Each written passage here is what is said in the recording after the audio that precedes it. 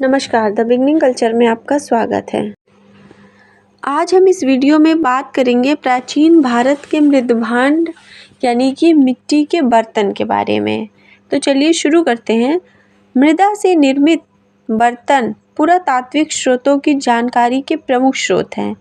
ताम्रकाल में निर्मित पीले गेरू रंग के मृदभांड, हड़प्पा काल के काले व लाल मृदभांड, उत्तर वैदिक काल के चित्रित धूसर मृदभांड तथा उत्तरी काले मृदभांड से मौर्य काल की पहचान की जाती है।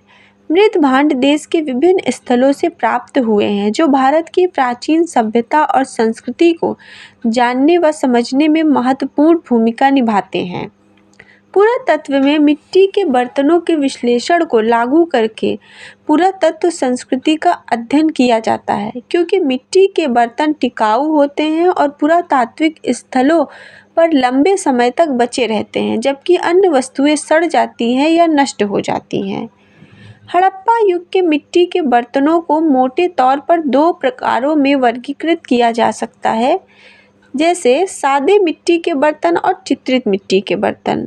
चित्रित मिट्टी के बर्तनों की विशेषता दो सतही रंग है, आंतरिक और बाहरी रिम पर काला और बाहरी पर लाल।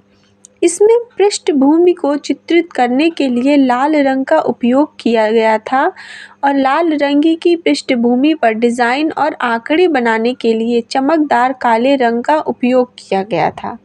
Black and red ware culture उत्तरी और मध्य भारतीय उपमहाद्वीप की एक उत्तर कांस्य युग और प्रारंभिक लौह युग पुरातात्विक संस्कृति है। मिट्टी के बर्तनों का उपयोग तीन मुख्य उद्देश्यों के लिए किया जाता था।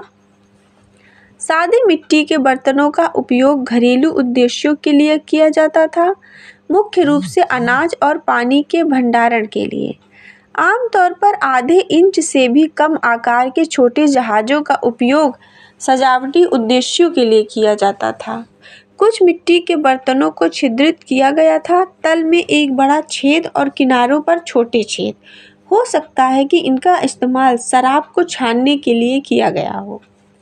गेरू रंगीन मिट्टी के बर्तनों की संस्कृति भारत गंगा के मैदान की दूसरी शताब्दी ईसा पूर्व कांस्य युग संस्कृति, जो कि लगभग 2600 ईसा पूर्व से 1200 ईसा पूर्व है, जो पूर्वी पंजाब से पूर्वोत्तर राजस्थान और पश्चिमी उत्तर प्रदेश तक फैली हुई है।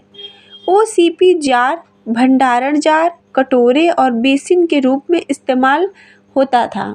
यह ओसीपी संस्कृति परिपक्व हड़प्पा सभ्यता के उत्तरार्ध के लगभग समकालीन थी और हो सकता है कि प्रारंभिक वैदिक संस्कृति के साथ भी कुछ जुड़ाव हो। ओसीपी स्थलों पर तांबे की आकृतियों और वस्तुओं के उत्पादन का प्रमाण मिलता है, इसलिए इसे कॉपर होल्ड कल्चर के रूप में भी जाना जाता है। यह एक ग्रामीण संस्कृति है और इसमें चावल, जौ और फलिया की खेती के प्रमाण है।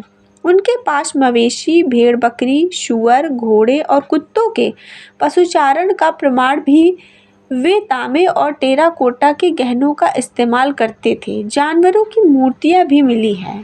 पेटेंट ग्रे वेयर संस्कृति पश्चिमी गंगा के मैदान और गग्गर हकरा घाटी की लौह युग की संस्कृति है, जो लगभग 1200 ईसा पूर्व से 600 ईसा पूर्व तक चली थी।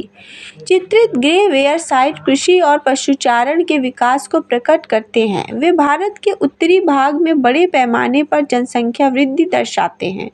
उत्तर भारत में लौह युग पेटेंट ग्रे केयर कल्चर के साथ जुड़ा हुआ था और दक्षिण भारत में यह मेगालिथिक दफन टीले से जुड़ा था। Patent grey ware culture phase के बाद northern black polished where culture आता है, जो महाजनपद और मौर्य काल से जुड़ा हुआ है।